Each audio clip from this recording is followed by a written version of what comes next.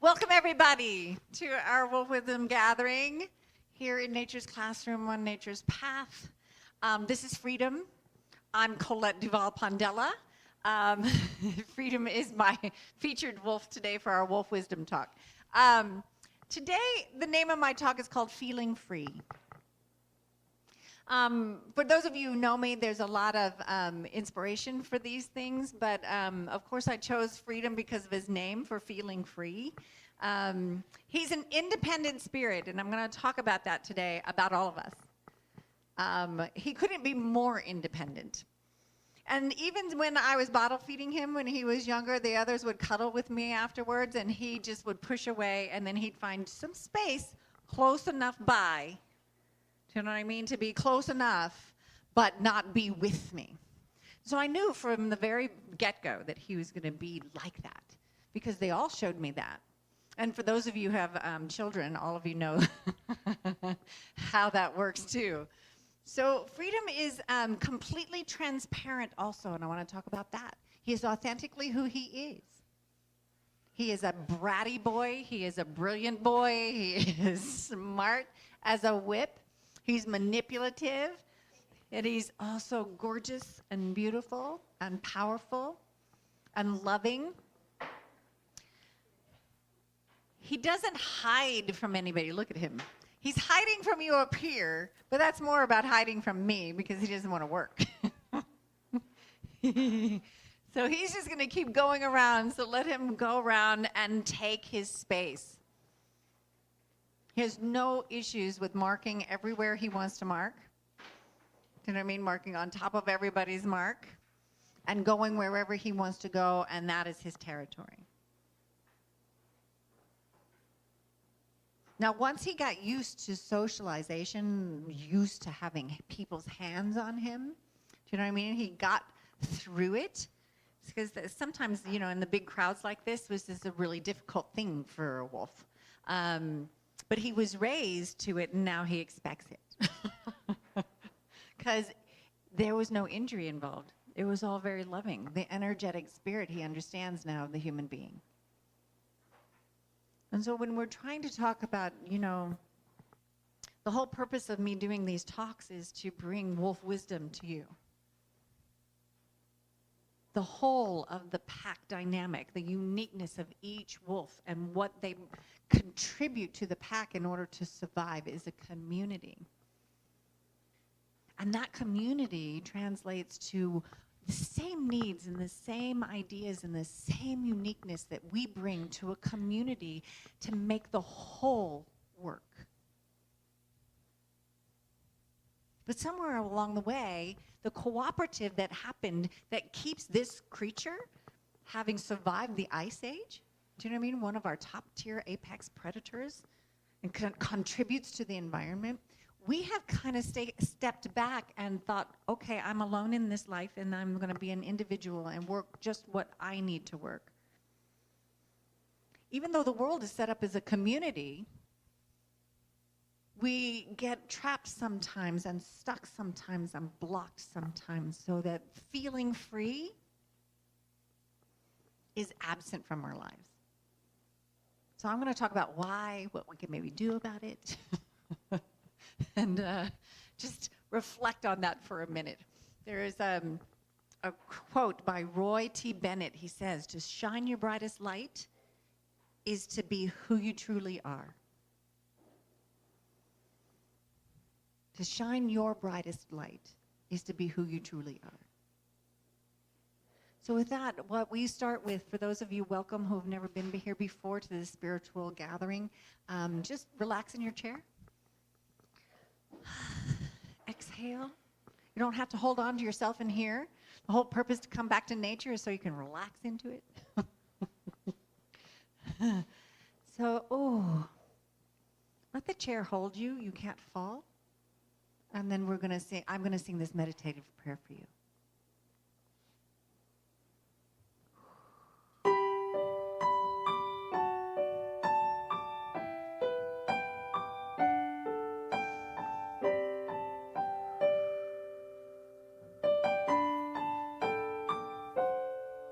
We are held in the hand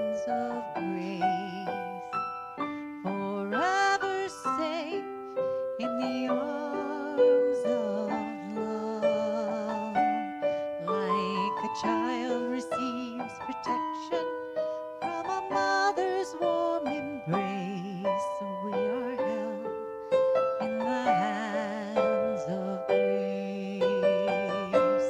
We are held in the hands of grace, forever safe in the arms of love.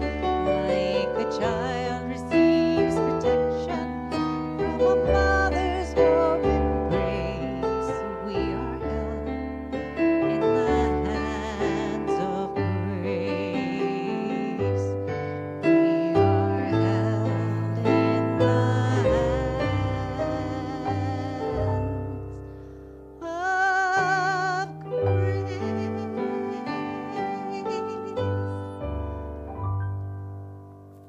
Here's what I know. No matter what you call it, there is a universal intelligence, I believe. I call it God. Many people call it by any other name, whatever it is that resonates for you. But I know that it is intelligent and that it is creative and that it created everything seen and unseen, including us. And it's all magnificent. The most beautiful thing that you've ever seen on the planet, you are made of that stuff too. And we are all one in this life, made of carbon that exploded from a planet eons and eons ago. And we are all connected in this energy on this thing that we call planet Earth. And I know that I am and you are perfect, whole, and complete manifestations of this creative energy. And I claim for each one of you that you have a divine purpose and that your heart's desire is leading you at all times in that direction, so that you can accomplish the purpose that you are here, that you were born to do. You matter that much. And so I say thank you, thank you, thank you for all the good that has come to me before now, the good that is here with me now, and the good that is always coming into infinity for each and every one of you. And I release these words knowing that they are held in the hands of grace, whatever that means. And that the power behind my words create the form that is right for you and for me, for these animals, to create a world that is full of harmony, peace, and balance. I say, and so it is. You can say amen. You can say aho, which is the Native American. However it is that this truth, this universal truth, can embody inside of you, and you can take this home with you on that level. Hermann Hesse says, "We are sun and moon, dear friend. We are sea and land. It is not our purpose to become each other. It is to recognize each other, to learn to see the other and honor him for what he is.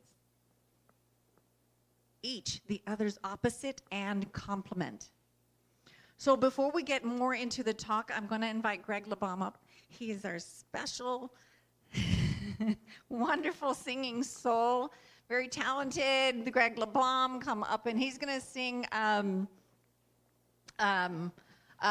Free Falling by Tom Petty. Sorry, I lost my place there.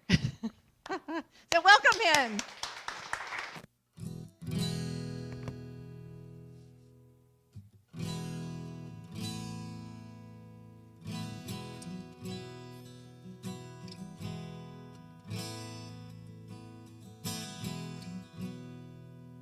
She's a good girl, loves her mama, loves Jesus and America too. And she's a good girl, crazy about Elvis, loves horses and her boyfriend too.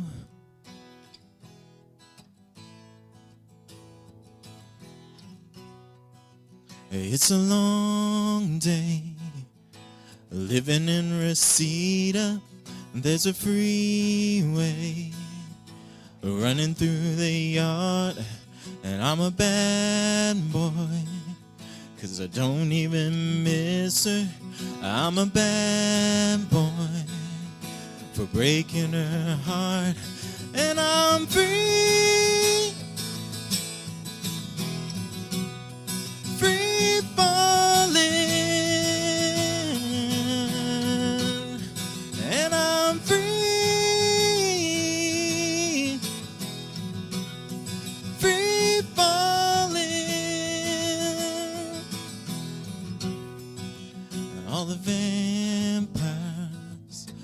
walking through the valley, move west down Ventura Boulevard, and all the bad boys are standing in the shadows, and all the good girls are home with broken hearts, and I'm free,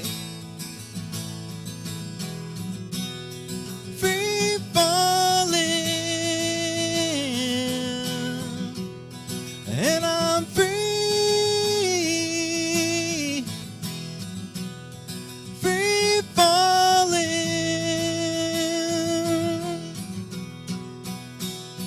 free falling now, free falling now, free falling now, free falling now, free falling now, free falling now, free falling, free falling.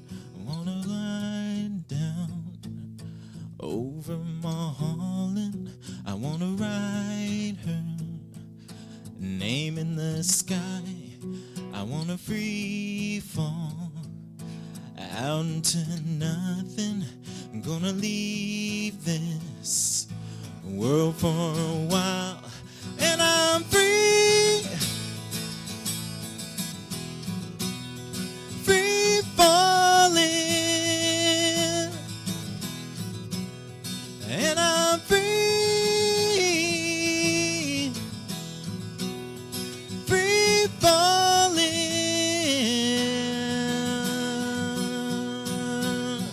free falling, free falling, free falling, free falling, 'cause I'm free, free falling.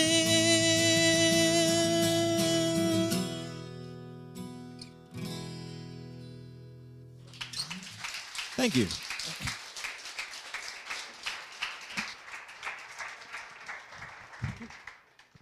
I'm free falling. Isn't that what it feels like when you've lifted a weight off your, do you know what I mean? Something is lifted, something's been accomplished, you get to a certain point, you know? Yay! We want more of life to feel like that. I don't know about you, but I want to feel like I am free falling all the time into something. Have you guys heard of this thing called heart math? Not new math. Heart math. Here's what it is. Heart math deems that integral elements of the model for who we are and who we can be are thoughts, feelings, and intentions that we have every single day. After 2 decades of studies, heart math researchers say other factors such as the appreciation and the love we have for someone, or the anger and anxiety we feel towards someone, can influence and can alter the outcomes of each individual's DNA blueprint. Think about it. So are you having loving thoughts? Or are you having thoughts of anger and revenge and hatefulness? Do you know what I mean? Hating your fellow man, hating things. Where are you resonating every day? Did you know that it is affecting your DNA? This is pretty scary. Now, I did this talk last year, so it's I had this moment to bring it back. So, The Biology of Belief is a book that was written by Bruce Lipton. I read it almost 15 years ago. I don't know about it. I don't know if you know about it, but he discovered as a physicist and as a physician, working especially with diseases, that we have these genetic blueprints that he says that we're born with, but that we can change them through energy. And so your thoughts about your health, the thoughts about how you feel about your genetic background, the thoughts that you feel about your DNA change based on your thoughts. So it sounds really simple, right? But it's very, very intricate. So some people get their information. I'm a science geek. I like to I like to back up what I believe by something that's scientifically proven. I'm just stubborn that way. There isn't much that I take on faith. So, what Bruce Lipton says is the universe is one indivisible dynamic whole in which energy and matter are so deeply entangled it is impossible to consider them as independent elements. So just take everybody in this room. We are not independent elements. We are energy expressing as individuals in a room spitting with energy with each other. And right now talking about thoughts. That is energy. So now they did 3 different studies and they found out that we were all connected through DNA. And basically, I'm not going to read all of it, but they basically put a person in a room. They took some of their DNA and put it in another room, and then they threw thoughts at them and feelings and beliefs. And at the same exact moment, they were photographing the DNA and the changes under a microscope, and it was identical. So every single thought and reaction that was happening to the human being, the DNA was responding to. And so they took it, they did a couple of more tests and they worked it out, and they did an MRI on people too and all of that stuff, and then they sent that DNA like 5 miles away and tested it the same to see if there was distance to it. Same thing, your DNA is your DNA and it responds to you no matter where it is. Now for those of you who don't know my husband, the way he helps his clients, he's an arborist, but they'll call him about wild animals and nuisance animals, and he pees on their roof and all around their yard to keep the possums and the skunks and everything that you don't want in your yard out of your yard. He told my brother this, and my brother called me from Ohio and said, I know this is kind of funny, but I was peeing in my yard and I thought of you guys.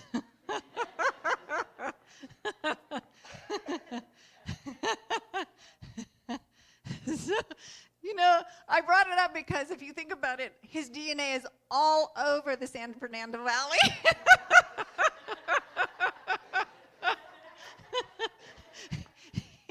In the ground.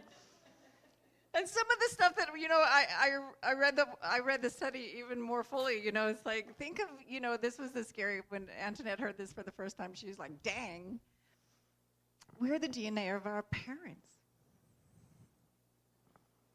So whatever's happening to our parents, whatever's happening to our children, we are resonating as far away as Columbus, Ohio. You understand that? The dynamic of that? And then we wonder why we get up in a certain kind of mood one morning, You don't know what's happening in, 12 states away. It could be affecting you.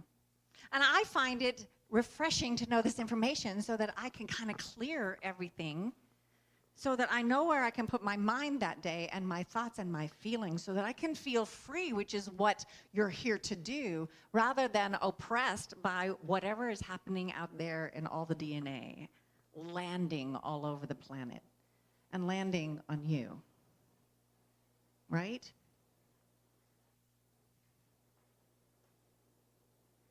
We all live in a world where we go out and we traverse everybody's energy. And who here escapes it? Yeah. I mean, we have people coming on the property, but literally, I used to live in New York City and be amongst it, right? And in the city and amongst it until we got evicted because we had 11 wolves that they said we couldn't live in Studio City anymore with. But I don't get it as much as you probably get it, right? I don't get it because I'm up here in La La Land with my beautiful wolves and the people who come with great big hearts to come and meet them and help us save them in the wild. This is my world, right? And still people come and they bring whatever they bring with them, right? But somehow I know it feels confirming because I feel it when I leave. I can feel it in a big way. That's why our homes are such sacred spaces. You know, the Native Americans, the burden basket that we talk about at the end, a burden basket in the Native American culture is what they give mostly to women. And the women in the tribes were not allowed to carry more than they could bear because they couldn't afford to lose anybody to injury. So the size of your burden basket depended on how much you could carry. And when it was empty, they would put it outside their lodgings to remind themselves not to bring the burdens or any burdens into their home space. So that every time they entered, they knew they were going in to experience love, to bring those thoughts, to bring that energy, that harmony and balance to the family, and nurture each other overnight, and then start again the next day. That's hard to do when you have a home office. You know what I mean? Where the phone still rings every night. We've got computers and electronics going on you know what I mean? You walk in your house and actually make that your purpose. Right? Dinner time has even become not something that you sit around the family and, you know, pray over the energetic nature of that food and the gift of the nurturing and stuff. The whole lifestyle has changed. And we do it without thinking about it. I have a burden basket on my door. Margie made it for me. Just every time I walk through my front door, I have a reminder to have an intention of what I'm bringing into my house. It's really important for your heart, for your soul.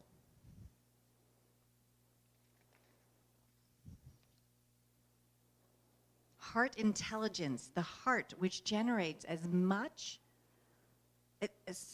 the heart which generates a much stronger electromagnetic field than the brains provides the energetic field that binds together the higher dimensional structures and the body's many systems as well as its DNA. Think about that. So, are you leading with your heart? I talk about it all the time. Your heart's desire is taking you where you need to go. Depending on what has happened to you and the impact that it's happened to you, most of us are up here trying to figure out how to traverse it, right? In an intellectual, in an intelligent way, and stuck up here in what to do. And any spiritual path will tell you that it's inside of you. But when they point to where it's inside of you, this is where they point. This is where they say to go to. This is where your answers are.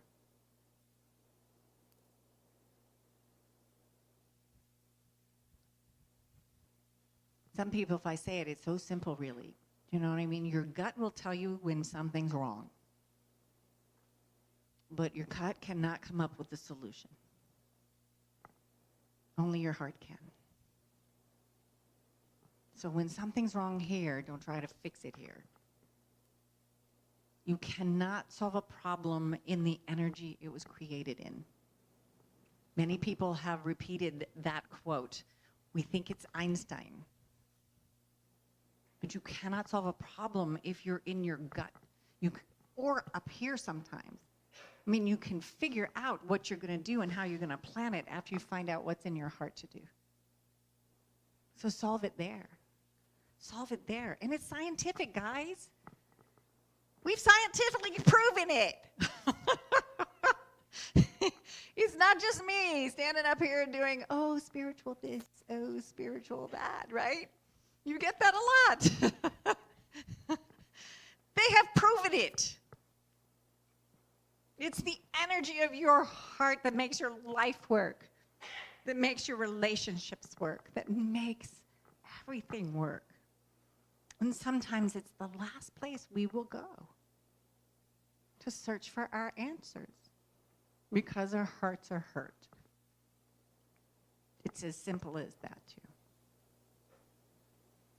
Now, I see a room full of people. You would not be here if you did not want some kind of spiritual healing path in order to lead your life with, right?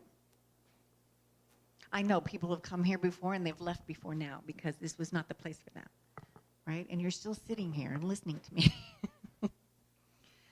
But this is what I'm here to do and what these wild animals taught us. Until I met Paul and I had even looked up a wolf, I had no idea this energetic thing that we do. Now for freedom, I brought him in here because of the independent nature. And even though we live in communities, unless there's some kind of conflict or gut thing or some kind of heart thing, wolves who become lone wolves would never leave their pack. So you'd have like these massive packs. I'm a lone wolf in my family. They're in Ohio. All of them except me.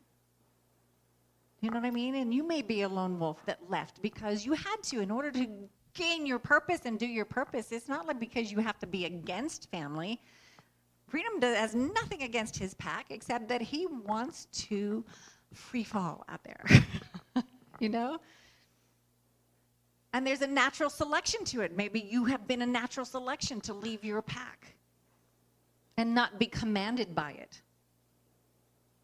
And in order to do that, you have to know that that's your purpose.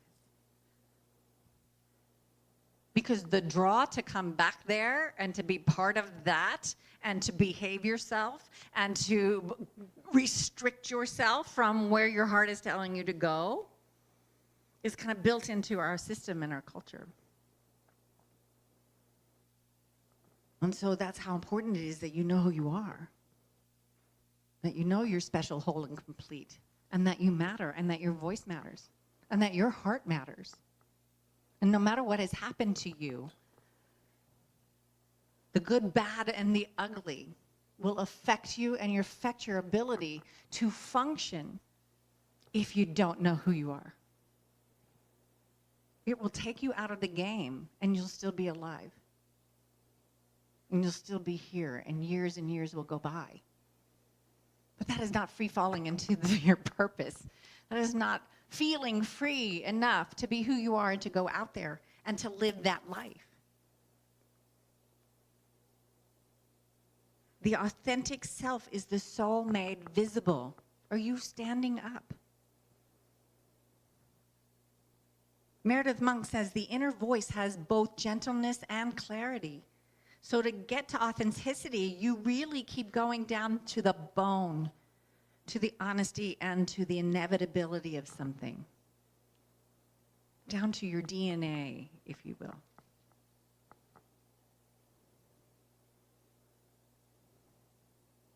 So now I'm going to tell you about the amygdala again. Anybody heard of the amygdala? Okay. I'm going to read it to you. Amygdala is the emotional core of your mind. Same part of the brain that responds to a physical threat responds to an intellectual one. Biologically, we are wired to react to threatening information the same way we would react to being attacked by a predator.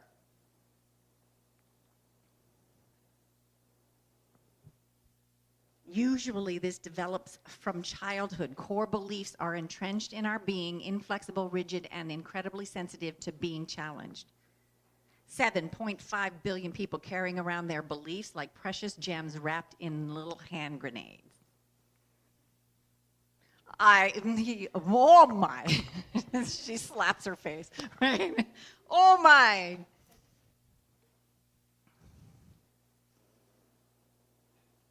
I grew up in one of those situations where it took me a lot to trust to even marry someone. Do you know what I mean? To let someone in. And that marriage lasted 3 years. I was 21. By 24, I was divorced. Divorce was not a reality that I could grasp. That's what sort of this is kind of talking about. And yet, I had no choice because he was leaving and there was nothing I could do about it. And so that reality changed my footing. It was as though the earth opened up and I fell in. That's how hard it was on me to take. Now, I'm not saying prepare yourself for divorce. That's not what I'm trying to say, because I can see the minds going there, right? No. My personhood, who I am, did not change because of what he did. Is something that I had never been taught. So what I came away with was there must be something horribly, terribly wrong with me to have trusted and then been betrayed. Does that make sense? And so that imprint and that impression was so hard for me to grasp. When any time that there's a trauma, the first thing that you do is go into shock. And I recently read and found out that we have this hormone in our bodies that acts like morphine, that sets off when we get into a trauma. And it helps you, it's a survival technique so that you don't feel the pain, do you know what I mean, of the circumstance. But if you understand, if you survive the circumstance and then you get into another circumstance that triggers that memory or that trauma, again, guess where you go? You get anesthetized. And then if that doesn't work, we have 25% of that 7.5 billion people who are addicted to some kind of substance to feel that feeling again so that you don't have to go through it. So I can stand up here and easily tell you that you're just supposed to feel free and go about your lives feeling free. You know, we're trying. But this is what is going on biologically, intellectually, emotionally, psychologically, in our systems living in this community all over the world, affected by each other and the whole. And who even knows what's out in the universe that's happening? Do you know what I mean? That landed here when that, when the Big Bang happened. So I read this thing, and the whole point of this talk was inspired by this thing that I read on Facebook. And I shared it on both my pages, so if you want to go home and read it. But here's the thing. This woman was talking about in 7th grade that she had an assignment, that the whole class had an assignment.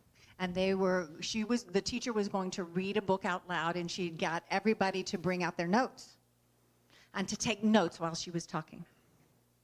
And then about 10 minutes into reading this book, she chose one student in the class to call him out for not taking notes and why is he not taking notes.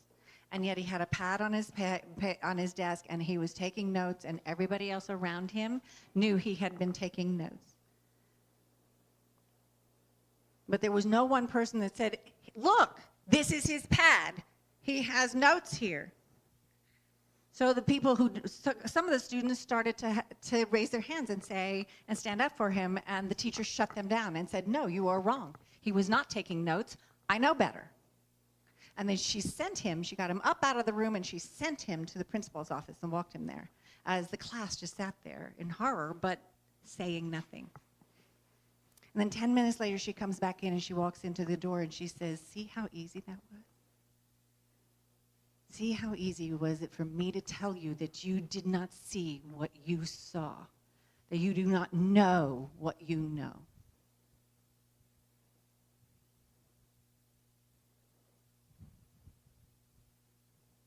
That's how easy it is to get an entire room on your side because we are socialized to respect our elders.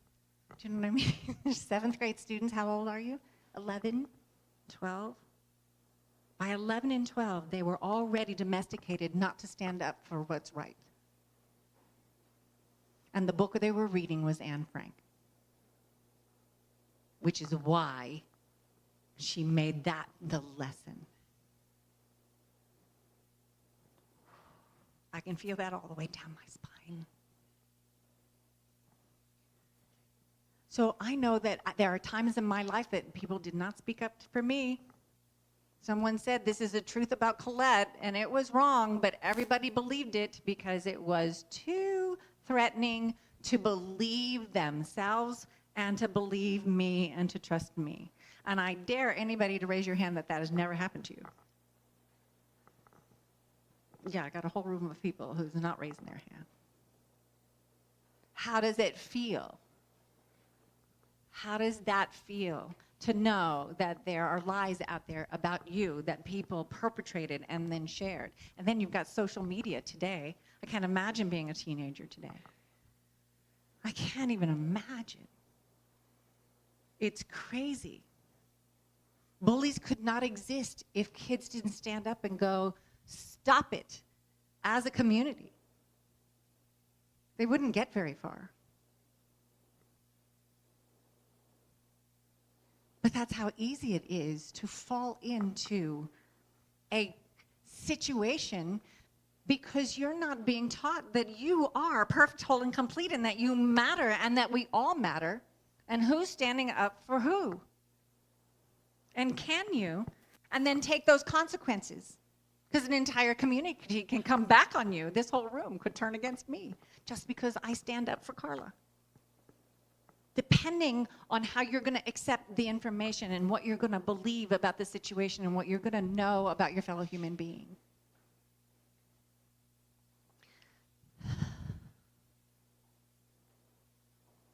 I go back again. You have a gut reaction. The answer and the solution is in your hearts. And everybody deserves the heart of you. Everybody. There are past circumstances where I was in trouble. Do you know what I mean? Everybody has those moments. There are people in my life that still remember that girl. Do you know what I mean? And they have made a decision that that girl that they met 30 years ago, and in my family's case, that they grew up with, do you know what I mean? Is this person and not the person you see standing here today, as though we cannot grow,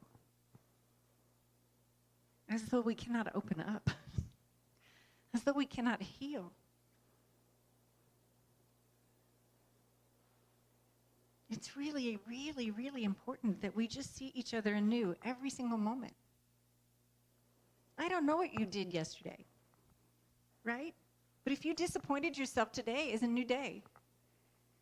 If you disappointed somebody else, you can make amends or you can walk away, depending on where their thoughts are going to go about you, which you have no control over and you cannot do anything about, except know who you are and hang on to that always. Always know who you are. Henry David Thoreau, I was not designed to be forced. I will breathe after my own fashion.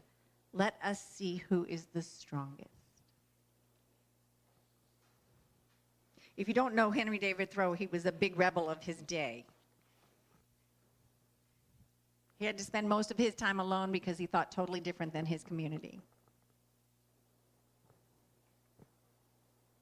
He went to jail because he didn't believe in a war and he didn't want to pay taxes. There's a play written about it, the night Thoreau spent in jail.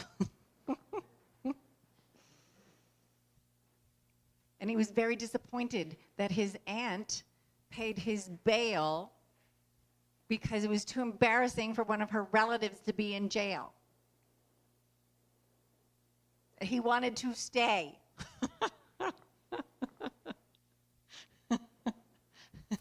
That's knowing who you are. Guess what? I don't know her name today. These are like the early 1800s. I know his name. 200 years later. Because he stood up and spoke his truth. He was transparent to who he was. And he didn't care what other people thought. And he walked to the beat of his own heart. And he wrote about it. And he left a legacy to help us remember to do the same here in this moment today. Eckhart Tolle says, only the truth of who you are, if realized, will set you free. We're looking for that freedom. How do we set ourselves free and have a funner life, to have a more fulfilling life, to make our mark like freedom does? While Greg was singing, he took me to the door. He had to go mark some more space. Make your mark. He just left his DNA out on those flowers over there. You can do that too. I mean, not in that way, but you know what I'm saying. Eleanor Roosevelt says, remember always that you do not only have the right to be an individual, you have an obligation to be one. If it's true, which I believe, that we are perfect, whole, and complete and that we were created for a divine purpose, how could you not go out and be that authentically, right? And risk whatever that's going to cause. Risk whatever those circumstances might be. Now, in my lifetime, I end up finding like-minded people along the way in my rebellious nature. Now, it took a while because it hurt to pull myself away from people who did not want me to express myself fully. It was annoying to them, and they couldn't control it.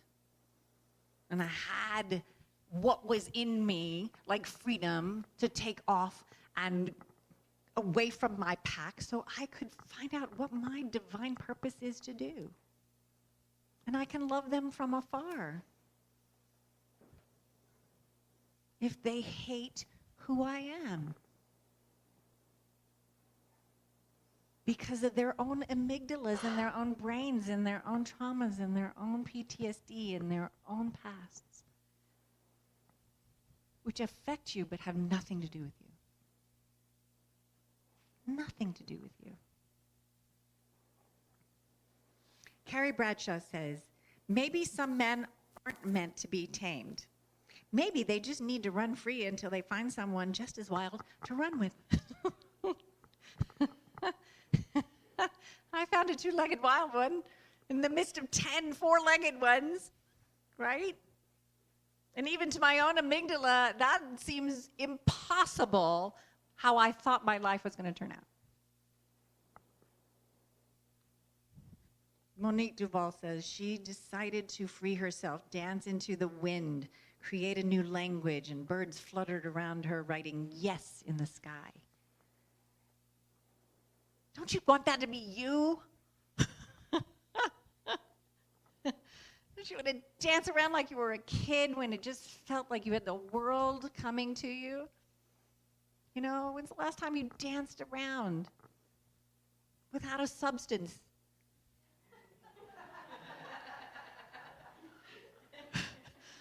To free you up, right? To remove your inhibitions.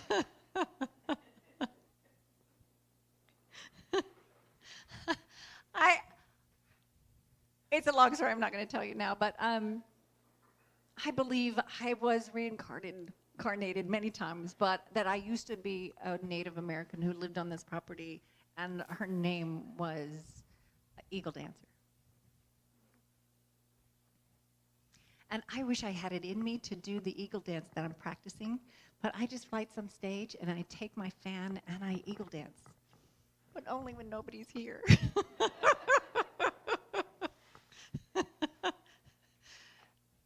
Because of what it does for me, right? I don't know if it's true. I believe it to be true. It doesn't matter. It helps my heart. It makes me feel good. I can start my day like the eagle flies. You know what I mean? Whatever that is for you, allow yourself to find it, right? I don't know what it is. You can do it in private or you can do it in public. Just do it. Find that thing that you can wake up with and give you a touchstone that says, you know what? I deserve my life. And I'm going to be transparent and authentic, and I am going to know the truth, like the truth. No matter what anybody says or no matter how it lands on me, and I'm fearful of it. The science of the amygdala says that when anything, a fact, a reality, do you know what I mean? A circumstance, an event in life hits you and hits that place that you don't believe it's true, everybody else is seeing an elephant when you're seeing a mouse. Which one do you want to look for? Do you want to see the elephant that everybody else is seeing and you want to commit to that? Or do you want to see what the amygdala wants you to know, that it's just a little mouse? and live your life there, in that small place where you cannot grasp the enormity and the energy of your life and your purpose and why your feet landed here and what to do about it.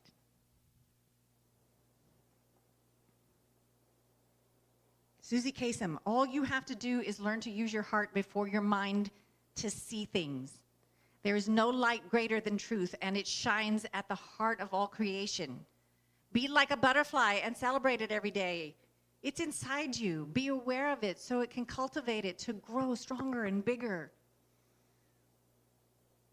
Marianne Williamson says, as we let our light shine, we unconsciously give other people permission to do the same.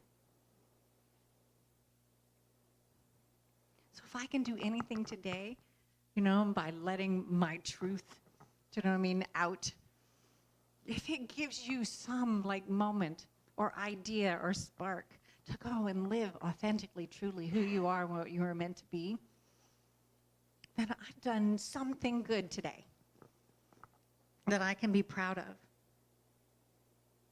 And I'm bringing Greg up now. He's going to sing Lionel Richie's Easy. Easy like a Sunday morning. Welcome, Greg.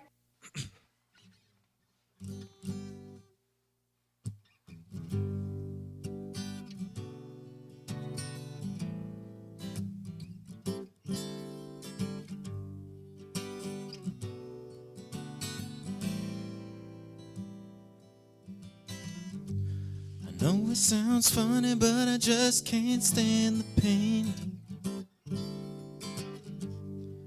Girl, I'm leaving you tomorrow.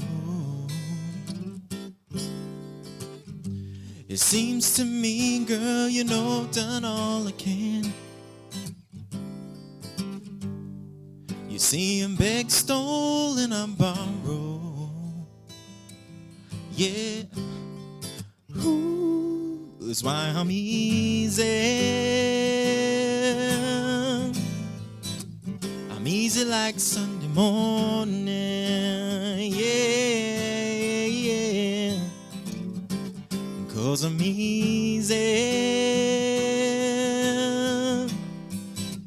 I'm easy like Sunday morning.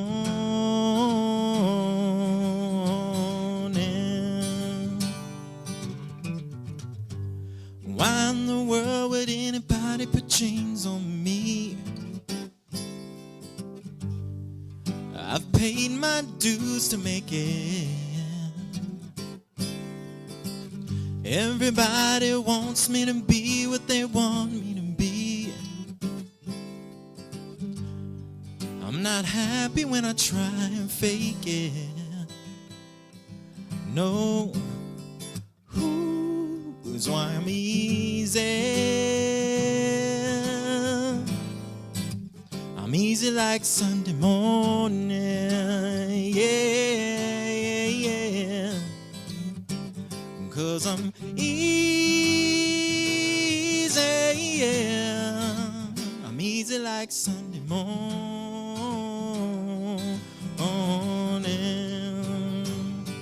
I wanna be high, so high. I wanna be free to know the things I do are right. I wanna be free, just me, oh baby.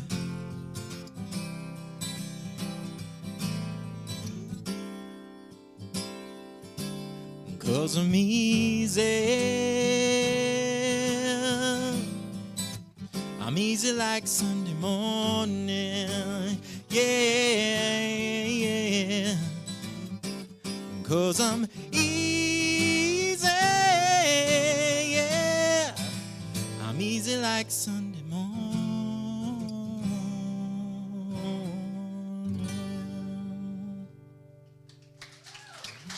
Thank you.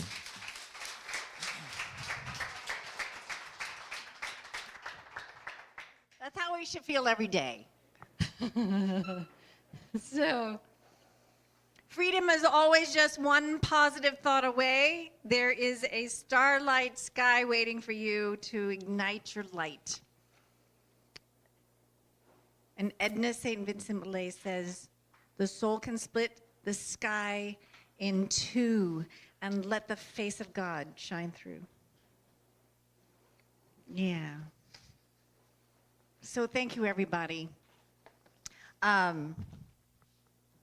Thank you so much for, first of all, indulging me for those of my regulars that used to come every week. Something had to give. So every third Sunday and Monday, it's every third Sunday of the month we are here. It had been 4 years without one day off. So thank you so much for your appreciation. Just so you know, we don't pass a basket here, but we are, if you have a monetary gift that you want to share with us, there's a couple of jars out there, and we do survive and keep the lights on and keep them fed by the generosity of strangers. So thank you so much for that. We do have a burden basket out here that I talked about before. If you want to write your burdens and put them in that basket, I'm going to burn them and say a prayer for you and let them go. We also have a gratitude jar there, which is a little Navajo jar with a black wolf on it and has turquoise. If there's anything you're grateful for, write it down and put it in that jar. If you would like to join our podcasts, you can find it from our website, from the Wolf Wisdom Gathering site, and then you can just join. And any talks that, if you enjoyed this, you can hear all my past talks. We started in December of this year, so please go and listen and follow and share and all that stuff. So what I'd like to do right now is just close with a song that I always do, which is called You Are the Face of God. And it has sign language to it. You are the face of God. I hold you in my heart. You are a part of me. You are the face of God.